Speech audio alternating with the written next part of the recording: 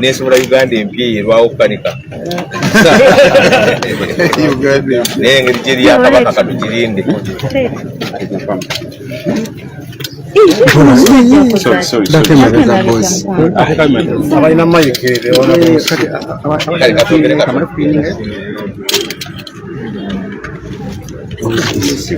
Kati tubadde mu kkooti enkya ya leero ku misango gye baajweteka mu baganda baffe abo Achileo, Smart ne Gaddafi. Kkooti ebasindise oludda lwabwe lugambye nti lumaze okunoonyereza era kkooti ebasindise mu kkooti enkulu batandike okuwera ennemba n'emisango. Naye tukimanyi nti nno ekyo bakikola era ekkomera nerino ery'e Masaka lijjudde abantu bamaze n'emyaka 5 nga babasindika mu kkooti enkulu okuwoza nga tebatandikanga n'amakomera amalala gonna. N'olwekyo tukimanyi nti olw'okuba emisango mijweteke ogwaffe gwa kulwana kulaba nga bafuluma mu ngeri zonna. Twatekayo okusaba okweyimirira twali tulinafuna lunaku olw'okuba omulamuzi abali taliiwo. Omulamuzi yazze era tugenda musinkana nga bannamateeka tusobole okugezaako okufuna olunaku basobole okuwoza nga bava wabweru kuba tumanyi tewaliwo misango. Bwe babawadde empombawumba y'emisango egyo gye bavunaanibwa, tulabye nga n'abantu abamu bannabyabufuzi be tumanyi obulungi be balogamba nti be bali emabega w'emisango gino era nga ekirungi bateereddwamu nti bagamba nti abantu bano bonna abasatu bakozesa obusa okubba esweta. N'olwekyo ekyo tulowooza nti ku kiseera ekituufu kkooti ejja kigoba, naye olw'okuba tukimanyi nti obudde batweka mu kkooti nti bawoze kwaffe ne bwandibadde olwaleero tuzze nga tuli rede senga gwakuwulira tuli rede okuwulira.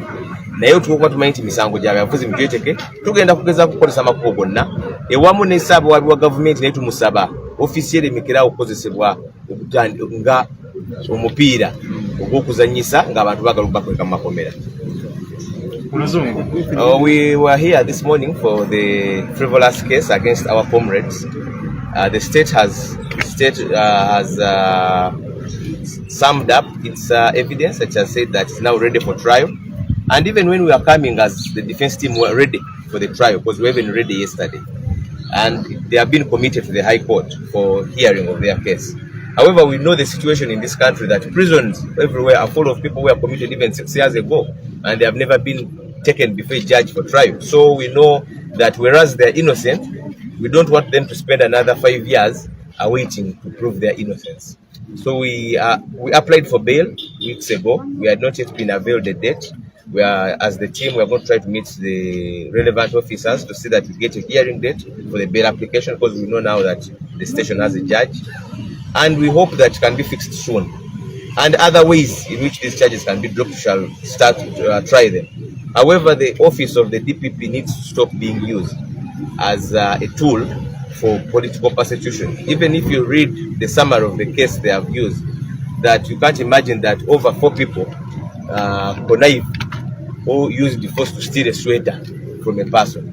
Fortunately, the political elements behind these cases and behind these frivolous cases have been disclosed and in the indictment, and we all know them, and we hope that the public can know them for who they are.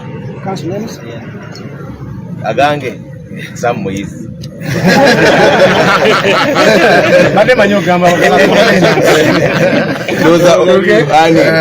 N'oyo omupya ayegase mu ttiimu naye ayogera mpola mpola mu bukwate bulungi. Mumbuuze ekibuuzo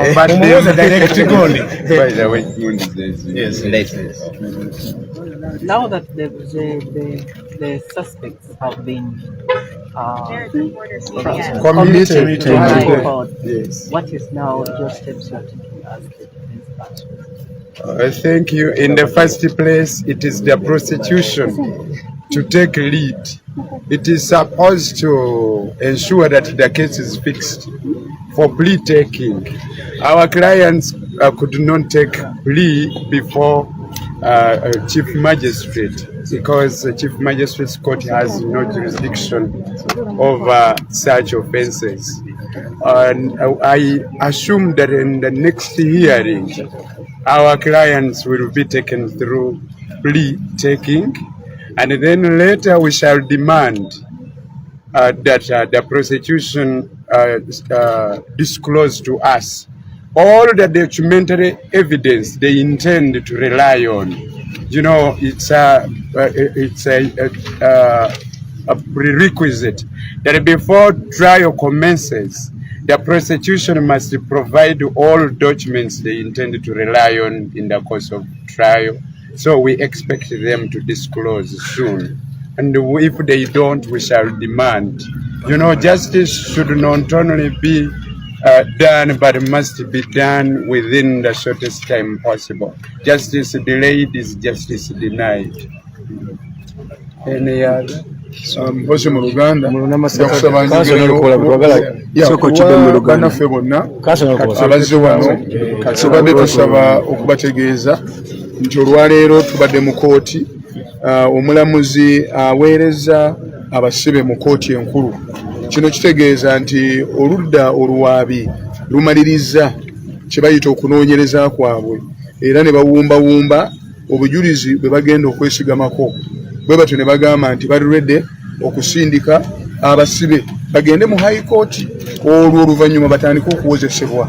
Naye ng'ekisookera ddala mu byonna, ffe twateekayo dda okusaba kye tuyita bail application.